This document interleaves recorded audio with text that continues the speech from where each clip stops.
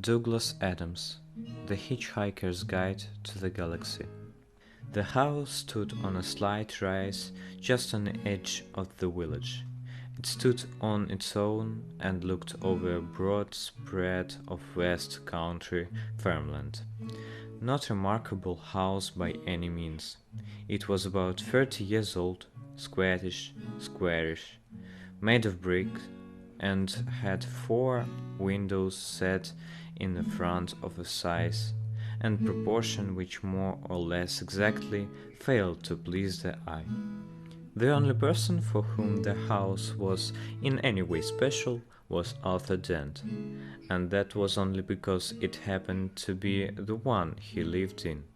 He had lived in it for about 3 years, ever since he had moved out of London, because it made him nervous and irritable. He was about 30 as well, dark-haired, and never quite at ease with himself. The thing that used to worry him most was the fact that people always used to ask him what he was looking so worried about. He worked in local radio, which he always used to tell his friend was a lot more interesting than they probably thought. It was, too. Most of his friends worked in advertising. It hadn't probably registered with Arthur that the council wanted to knock down his house and build a bypass instead. At 8 o'clock on Thursday morning, Arthur didn't feel very good. He woke up blearily, got up, wandered blearily round his room, opened a window, saw a bulldozer, found his slippers, and stomped off to the bathroom to wash. Toothpaste on the brush, saw, scrub, shaving mirror pointing at the ceiling. He adjusted it.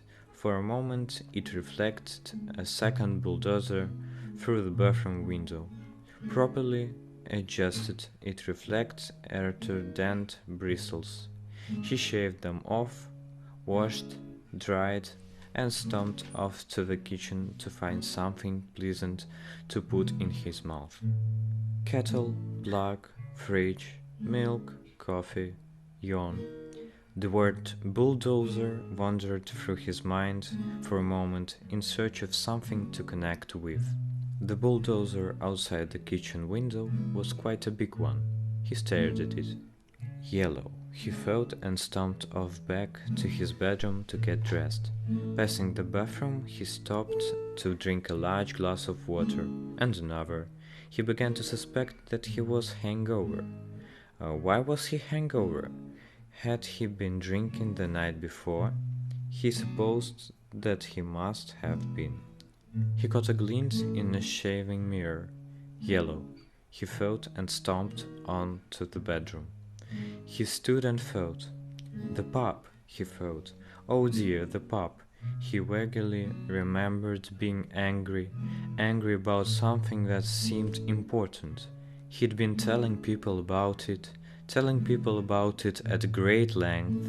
He rather suspected his clearest visual recollection was on glazed looking on other people's faces. Something about a new bypass he had just found out about. It had been in the pipeline for months, only no one seemed to have known about it. Ridiculous. He took a swig of water. It would sort itself out. He decided no one wanted a bypass. The console didn't have a leg to stand on. It would sort itself out. God, what a terrible hangover it had earned him though. He looked at himself in the wardrobe mirror. He stuck on his tongue. Yellow, he thought. The word yellow wandered through his mind in search of something to connect with. 15 seconds later, he was out of the house and lying in front of a big yellow bulldozer that was advancing up his garden path.